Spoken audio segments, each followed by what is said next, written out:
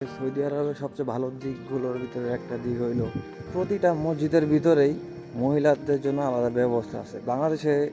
বাংলাদেশে এটা নাই, মানে কয়েকটা মসজিদে, বড় বড় কয়েকটা মসজিদে আছে। তো এটা যদি সব জায়গায় থাকতো তাহলে সব মহিলারা নামাজ পড়তে পারতো। জুম্মার নামাজ ইয়ের সাথে পড়তে পারতো, জামাতের সাথে পড়তে পারতো, ঈদের নামাজ জামাতের সাথে পড়তে পারতো। এইটা নিয়ে আসলে বাংলাদেশে একটা পদক্ষেপ নেওয়া দরকার।